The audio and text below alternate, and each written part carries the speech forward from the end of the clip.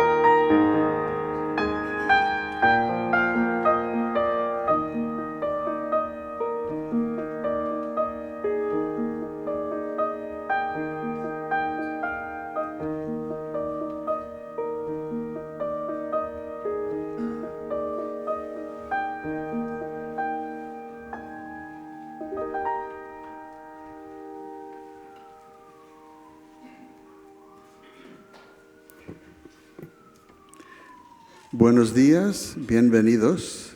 Good morning. And welcome to the Unitarian Universalist Church of Tucson on Sunday, May 11th, Mother's Day. I'm Bob Gordon, and I'm the worship associate this morning. A little housekeeping first. Be sure to turn off your cell phone or put it on silent. There are 2 gender-specific bathrooms in the lobby. And there, in the alcove behind the AV equipment here, there is a gender-neutral bathroom, which is also wheelchair accessible. And in Goddard Hall, across the patio, There are 2 more gender-neutral bathrooms, one of which is wheelchair accessible. On behalf of the congregation, I extend a warm welcome to everyone, especially to visitors, including those on live stream. We aspire to make this church a community which is a safe place, a sanctuary for everyone. Please join me in this welcoming litany by responding to each prompt with the words, "We welcome you." Whatever your physical or intellectual ability, we welcome you.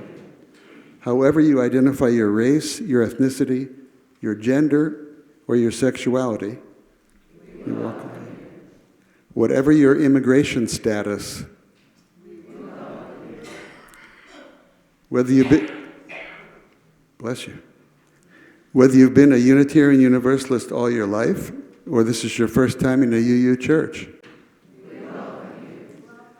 And speaking of that, if you're a visitor and you're willing and able, I should say, raise your hand so that we can recognize you and welcome you. Yay.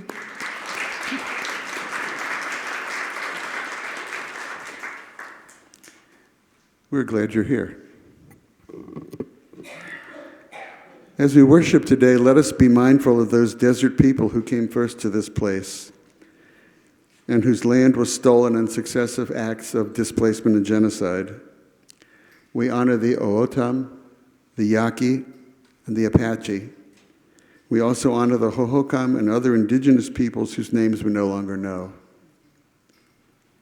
And now I invite you to pair up with someone nearby, preferably not somebody you came with. It's okay too. And take turns giving each person time to speak and time to listen. And please respond. I haven't even told you all what to talk about yet.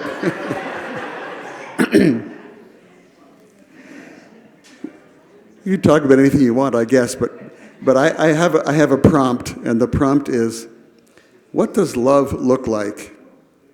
Tell about an example of love in action that you have experienced or witnessed.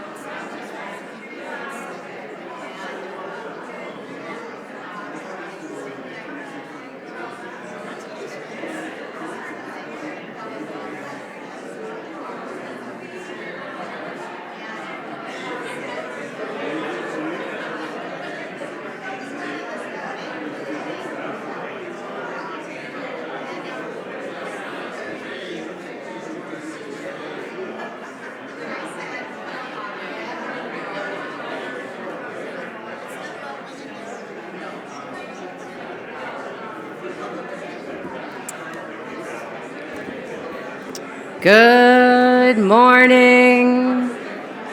A good question leads to a lot of chatter. We hope the chatter will carry you through the service into social hour afterwards.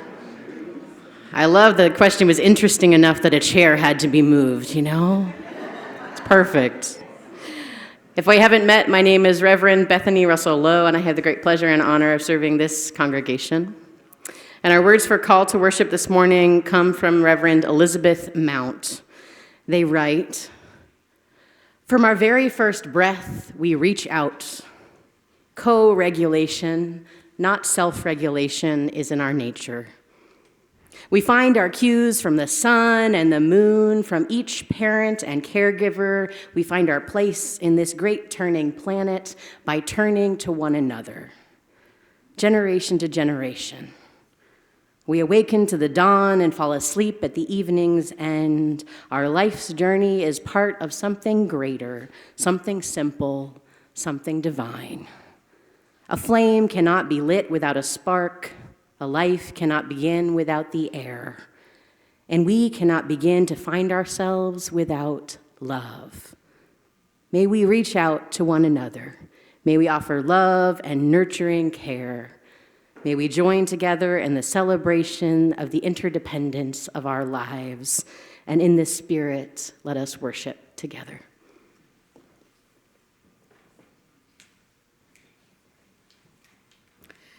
As Bob lights our chalice this morning, I invite you to sink into these words and listen to our chalice lighting written by Linda Susan Ulrich. For all the mothers and mother figures, the grandmothers, aunts, and extended family members who are mothers, the soon-to-be mothers, the wish they were mothers, the never wanted to be mothers, the it's complicated mothers, the birth mothers, foster mothers, adopted mothers, stepmothers, the used-to-be dad mothers, and the more than one mom mothers, the single mothers, separated mothers, stay-at-home mothers, unhoused mothers, the grieving mothers, those who grieve their mothers, and those whose grief is complex. For all the communities that mother, and for all who depend on the great mother, you are held and beloved.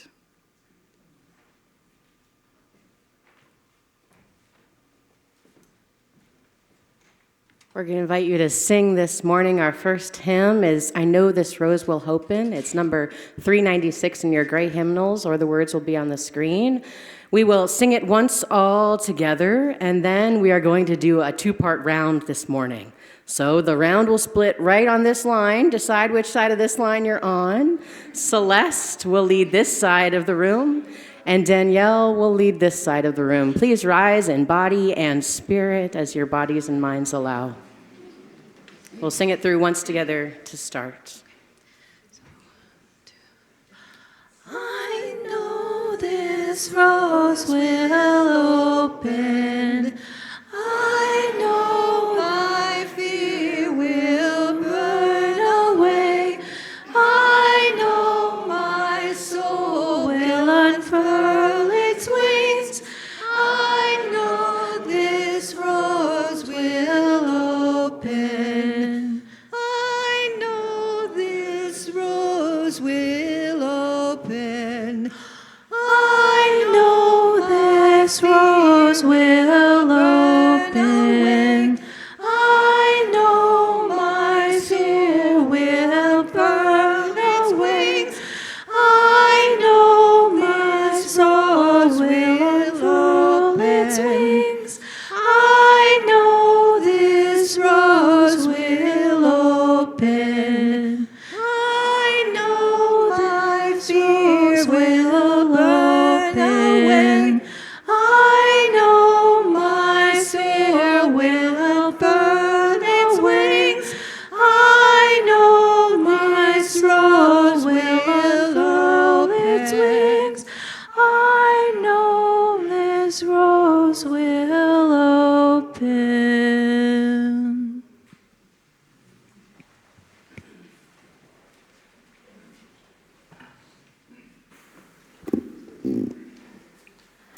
The following reflection and ritual come from the Reverend Erica Hewitt, and it's called The Beautiful and the Bitter. Each of us here knows something about how love works. What do you know about how love exerts its power between people? What has love taught you about the beauty and the bitterness that can arise from its presence in our lives? In her book, All About Love, the late Bell Hooks writes, quote, "The word love is most often defined as a noun, yet all the more astute theorists of love acknowledge that we should better call love if we used it as a verb." Throughout her book, Hooks frames love as an action, a practice. She also reminds us that the practice of love offers no place of safety. We risk loss, hurt, pain. We risk being acted upon by forces outside of our control. You know this. You've opened your heart to anyone. There is no love without risk. People are not loving and loyal all of the time. That last truth is offered by David Rico, a Buddhist psychotherapist. He elaborates just in case our lived experience hasn't made it clear. Sometimes people do not keep their promises. Sometimes they do. Sometimes people love us loyally and faithfully, even unconditionally. Sometimes they hate, reject, abandon, or betray us. It might feel liberating to name those truths. Perhaps they're a reminder that when any of us feel vulnerable or unloved, or we struggle to maintain love and loyalty, it doesn't mean that we are unlovable or less whole. It means that we're human. Telling these truths that relationships can be hard and require work from us is also empowering. It can be a gift to remember that in many of our relationships, not all, but many, we have choices about how to name boundaries and expectations, even if we only do so privately. We often have choices about where to compromise, choices about when to forgive, and choices about what to work on. The practice of loving, despite a perfect track record, means choosing when to risk our tender hearts and doing it again.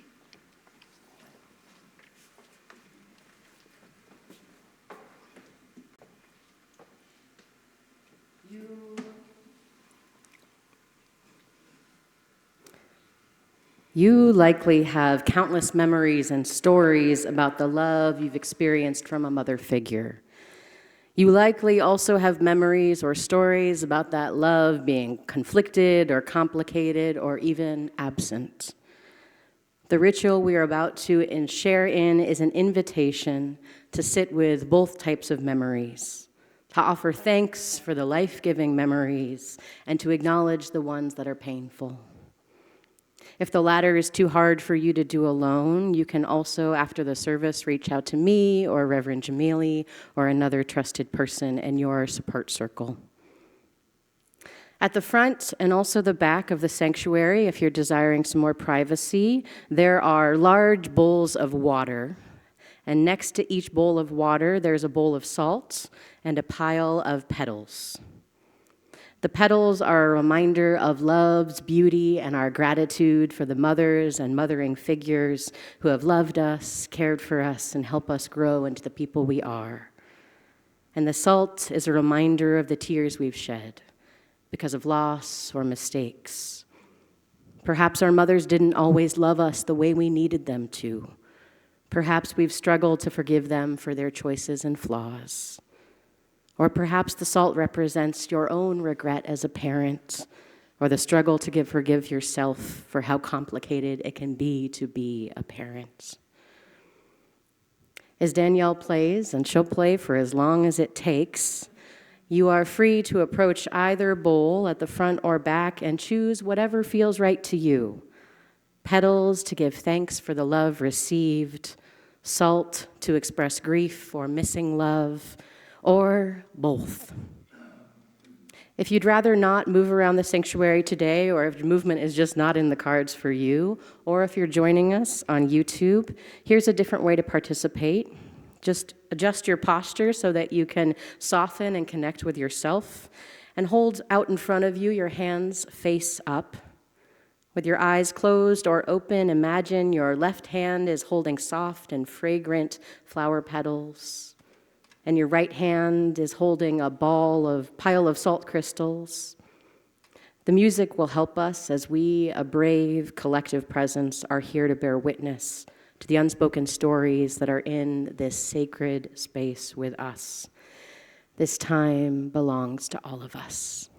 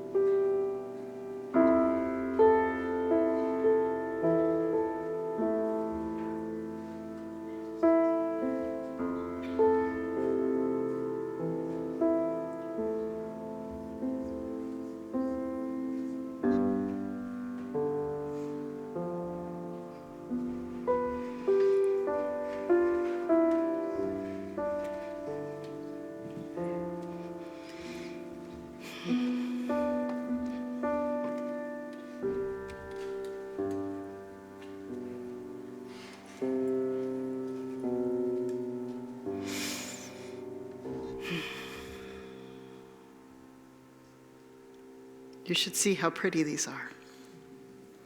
These waters hold some of our gratitudes for love's beauty and blessing. These waters also hold our grief, our tears, the evidence of our brave hearts. After today's service, this water, the beauty and the bitterness, will be returned back to the earth where it can do some good.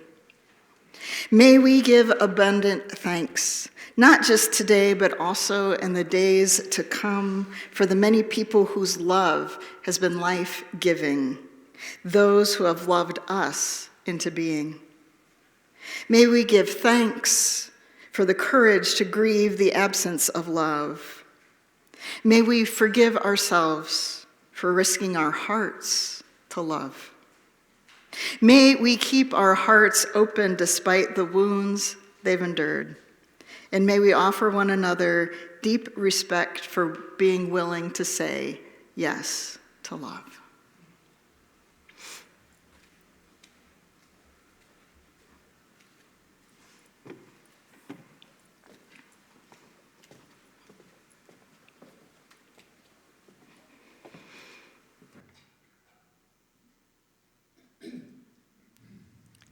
You got to be smarter than the microphone. This next song, How Could Anyone Ever Tell You, is a special song to me. I first heard it around 1989-90 when I was at a women's summer solstice camp in Nevada City, California, with 300 other women. And one of the workshops, we gathered around in a circle and we were supposed to pair up with another person. And we sang this song to each other, looking into each other's eyes. And I can still almost not ever sing it without crying because it was so deeply meaningful to me to have someone look into my eyes and tell me, how could anyone ever tell you you were anything less than beautiful, anything less than whole? Please stand as you're able and sing with us. How could anyone ever tell you? How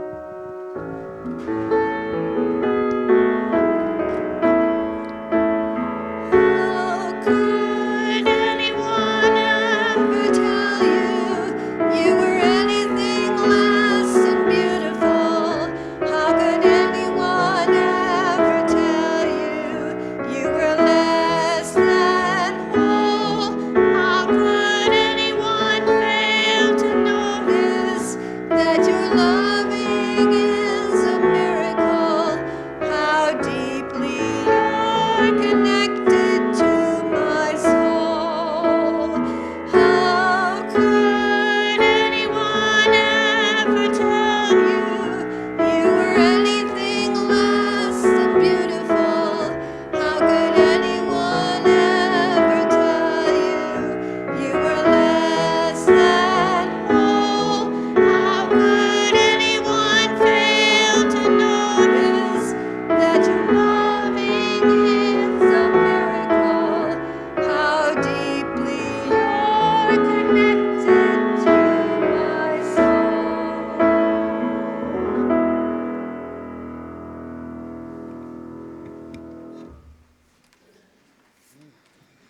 I hope you sink into those tears. I had shivers in my spine as we sang to each other. Our reading this morning, which Reverend Jamili and I will deliver together, is the original Mother's Day proclamation written by Unitarian Julia Ward Howe in 1870. She writes, "Arise then, women of this day, Arise, all women who have hearts. whether our baptisms be that of water or tears. Say firmly, we will not have great questions decided by irrelevant agencies. Our husbands shall not come to us reeking with carnage for careless caress and applause. Our sons shall not be taken from us to unlearn all we have been able to teach them of charity, mercy, and patience. We, women of one country, will be too tender of those of another country to allow our sons to be trained to injure theirs." From the bosom of the devastated earth, a voice goes up from our own. It says, disarm, disarm. The sword of murder is not the balance of justice. Blood does not wipe out dishonor, nor violence vindicate possession. As men have often forsaken the plow and the anvil at the summons of war, let women now leave all that may be left for a great and earnest day of council. Let them meet first as women to bewail and commemorate the dead. Let them then solemnly take counsel with each other as the means whereby the great human family can live in peace. Each bearing after their own kind the sacred impress, not of Caesar, but of God. That ends the reading. A few years ago, I got a coffee after worship on Mother's Day through the drive-thru. And as the barista is handing me my iced drink, she says, "Happy Mother's Day." This was a few years ago before Otis was even conceived. But when I knew in my heart I wanted to be a mother one day. "Oh, I'm not a mother," I said, firmly, but with this tinge of sadness that you could hear if you were listening really actively. "Sure you are," she says, with as much firmness but no tinge of anything else. "Happy Mother's Day." It was a simple thing to be acknowledged as a mother without having a child of my own. And it's not hard to expand that thought to say that we all, women and beyond, are mothers, that we can all give birth to ideas and art and concepts and love. We can all give of ourselves so that others can feel more secure. We can all nurture those around us emotionally, spiritually, intellectually. That barista probably never expected to be in my sermon all these years later. But to her, I'm grateful for expanding my own concept of Mother's Day beyond flowers and brunch to a day where we celebrate each of our capacity to mother. And I am enthralled, too, by Julia Ward Howe's original idea of Mother's Day, a day for calling up the peacemakers in us. She says women, but I think it's us. A day for summoning the justice seekers in us. A day for remembering that we all have a responsibility to pass on our values of peace, relationship, and care to future generations. Mother's Day is for all of us, for people of all genders, for past parents and future parents and never parents by choice or circumstance, for estranged parents and still parents and always parents by choice or circumstance. Mother's Day is for the mother in each of us, the part of us that cultivates gratitude for those who have come before. This day is a challenge to have courage to advocate and work for peace and justice for all. It's a reminder to have tenderness and compassion for those who we care for and nurture, that they might build a more loving world than any of us could imagine. This Mother's Day, I'd like us to each spend some time considering the mother our world needs and how we might grow to be that person we imagine. How we might each get in touch with our divine feminine energy to consider how we might be more soft in spirit but firm in conviction. How we might nurture the youth and the earth and also find space to nurture our own spirits. How we might be more tender in heart but tough in our quest for justice. Because our children need people with our values today. Our immigrant children, our trans children, our indigenous and Black children need love, courage, protection, and justice. They need the mother in each of us to love and fight for them as if all of our lives depend on it, because they do. I heard this week of a mother whose tenacity could inspire all of us. Willow is a mountain lion who roams the hills of Wyoming. The video I saw of Willow was her clambering up a steep incline, followed by 6 half-grown mountain lion kittens clambering behind her. Now, you should know that mountain lion litters of kittens usually range from 1 to 4 at birth, but usually, if it's a good winter, 1 or 2 from each litter will survive over the winter. But there was Willow with 6 teenage kittens. Whether through tenacity of motherhood or compassion of adoption, Willow successfully raised 6 kittens through that winter, a truly remarkable feat. As we approach an increasingly intense season of what some might call winter for our immigrant and trans and indigenous children in particular, and all children in general, all of us could summon the strength and tenacity of Willow, that mountain lion mother. I'm reminded often these days of a phrase I learned from my colleague, Reverend Ninan Soto. All of us need all of us to make it. All of us need the compassion of a mother figure to carry us through the emotional work of this day. All of us need the tenacity of a mother to survive the forces that would rather us not be free. All of us need all of us to make it. And this Mother's Day, after the brunch and the flowers and the cards and the tears and the hugs, I hope we each can remember that there is a mother in each of us, a mother that this world needs. May we meet the demands of this day with love, compassion, and tenacity. Happy Mother's Day to each and all.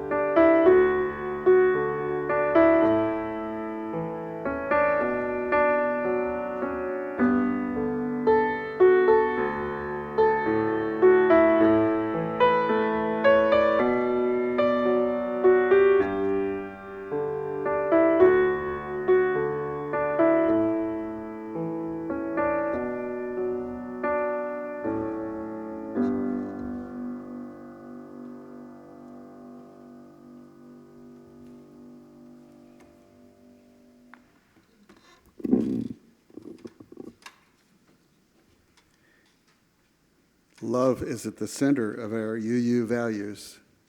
It holds us together as we constantly align our actions and our values, one of which is generosity. One way we live into that generosity is by sharing our resources, our time, our talent, and our treasure with this church community and the community beyond. Today is a Share the Plate Sunday, when once a month we share half of the non-pledge collection with the community organization whose mission we support. Our Share the Plate recipient this month is Casa de los Niños, which, as you can see, has been there for 50 years doing this hard work. A voice for children and families, working to transform the lives of children and families exposed to trauma and adversity. Using the power of prevention, intervention, and treatment, CASA works to heal families and empower children to recognize their potential. To date, they've served over 6,600 kids and almost 8,000 families. Half of the amount of all checks made out to UUCT that have Share the Plate written in the memo line, as well as half of all cash donations, will go to Casa de los Niños. Be sure to write "share the check" in your memo line, otherwise it will all go to the church, which may be your intention as well, just so you understand the difference. If you're joining us virtually, you can send a check to the church office with "share the plate" written in the memo, or you can give online at uuctucson.org/donate. And if you give online, also be sure to indicate if you mean that to be for "share the plate." For those of you here in person, the ushers will now circulate baskets for your donations.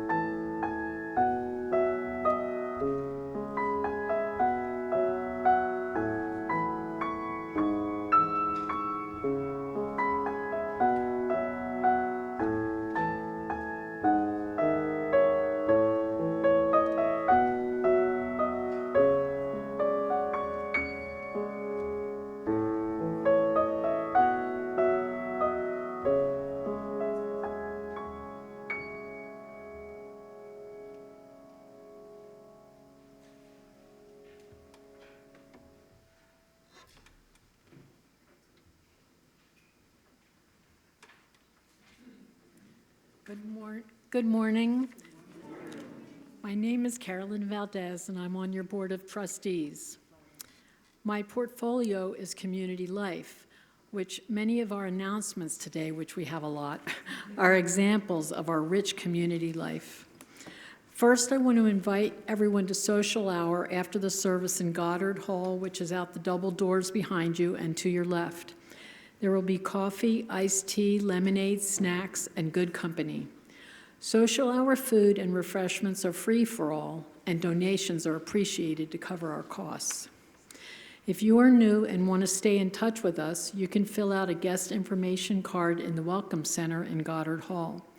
You can also find a virtual guest information card in the newcomer section of our website. From the Finance Committee, most importantly, I want to thank you for your pledges and donations and fundraisers. The fiscal year 2025 has been an expensive one due to high electricity costs last summer and fall, building maintenance, and increased insurance costs. As a result, our operating reserve has gotten quite low. If you are able to help out with a donation, it would be most appreciated. Are you looking for things to do now that the heat is on? I have a few suggestions for this coming week. Today, from 12:15 to 1:15, there will be a Mother's Day special presentation in the Servetus room called Jesus Had Two Mothers. Oh, it's in the patio, sorry. Are you curious about what that's about? Me too. Mike Horn-Mitchum will tell us about Asherah, the consort of Yahweh. Bring your lunch or a snack and all your questions. Are you seeking a reprieve from the hectic world in the middle of the week? The acoustic worship, which is usually held on the third Friday every month at UUCT, is canceled because of a special service on Thursday, May 16th, called There Will Always Be Dancing. It's from 5 to 6:30. This service will support the National Black Indigenous People of Color UU ministry called DRUM. We will stream the lovely service and take a collection to support their work. On this Saturday, there will be a political rally at the corner of River Road and Oracle from 8:30 to 10 a.m., if you want to come to that.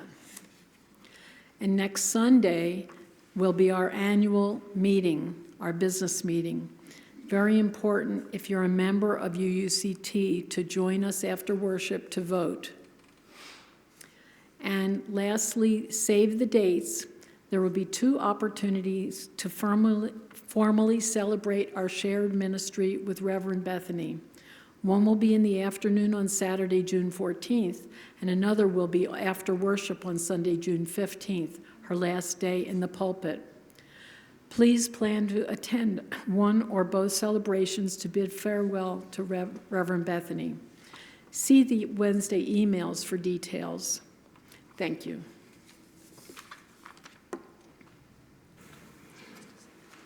Oh, good. Here they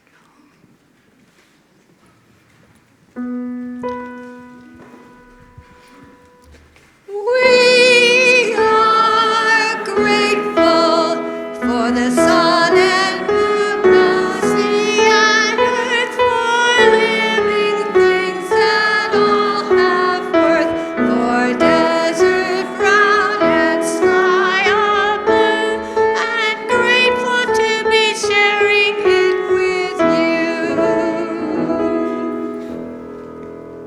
you. So we heard a story today about a mountain lion named Willow. I'm wondering if those of us that heard the story would help us tell the story for those of us that just came in. Who was Willow? A mountain lion. Detail. Do you remember where Willow lived? Wyoming. Wyoming, very good. Very good. You didn't know there was going to be a test. What else did we know about Willow? 6 kids were how old? Teenagers. Can you imagine? And Willow had helped nurture and grow up these kittens through a long, hard winter, right? And what sometimes can happen to baby mountain lions during the winter?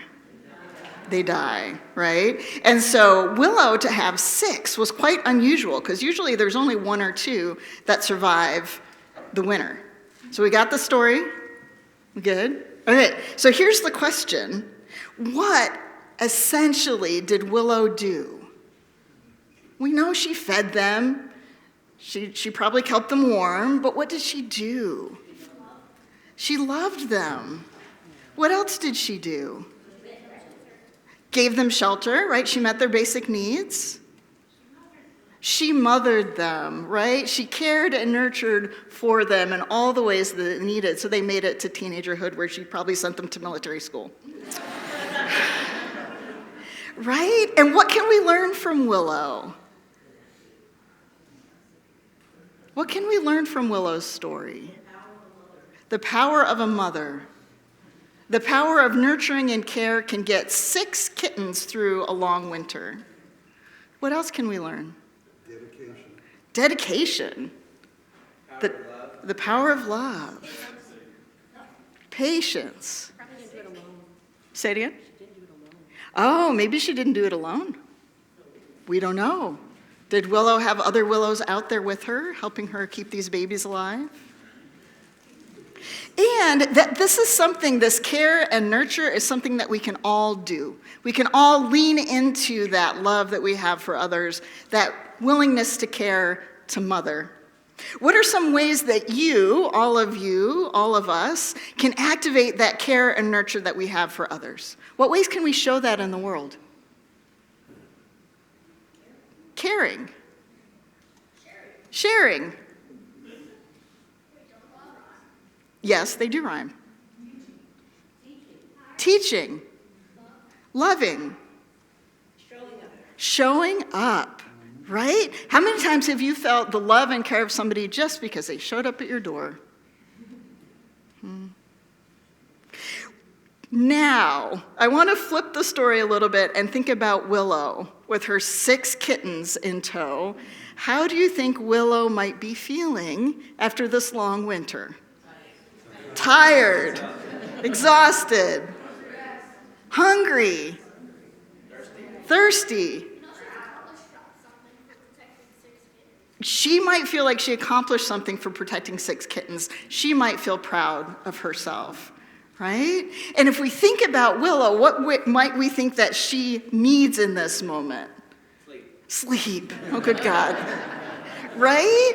That nurturing is hard work. And sometimes we don't recognize that, either as the receiver or the giver. That sometimes it might be time to set the kittens aside and have a nap.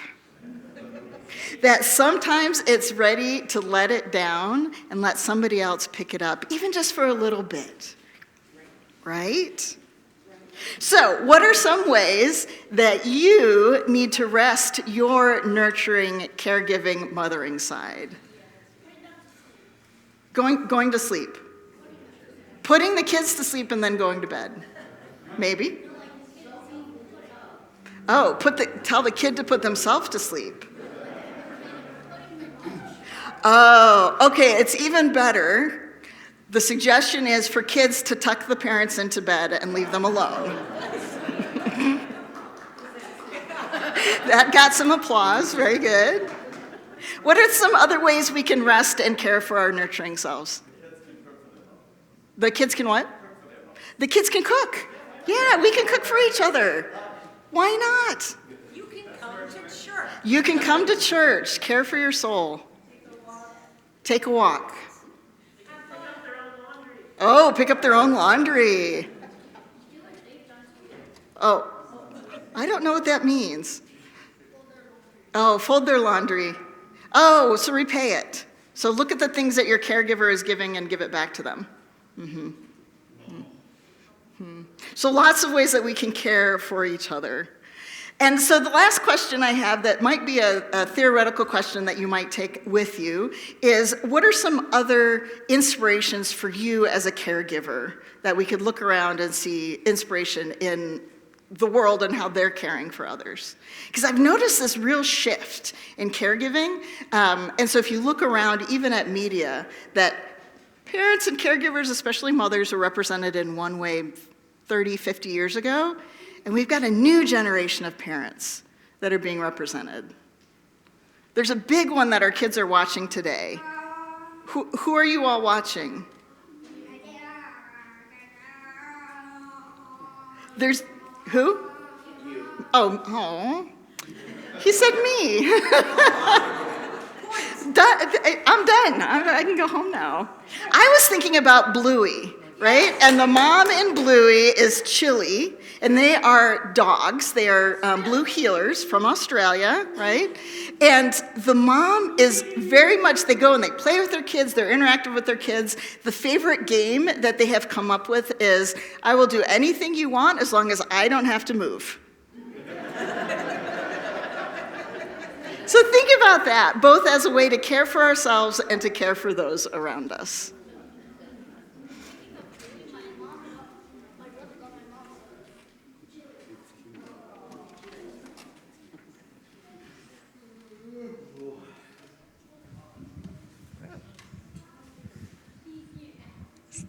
Please rise as in body or spirit and sing When I Am Frightened. When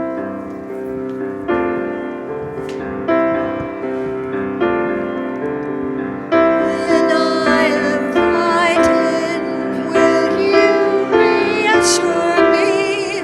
When I'm uncertain, will you hold my hand? Will you be strong for me? Sing to me quietly.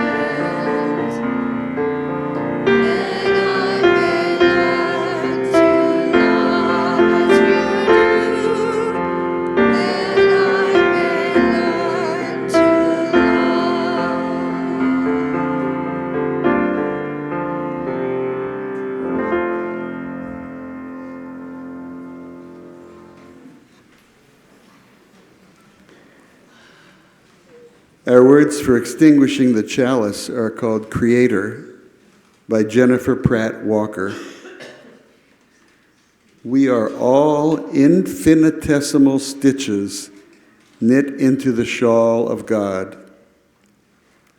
Her needles pierce the mystery of the universe, how source arises from itself. Let your wonder take flight at the sharp miracle of breathing. Inhale. You are creation. Exhale. You are creator.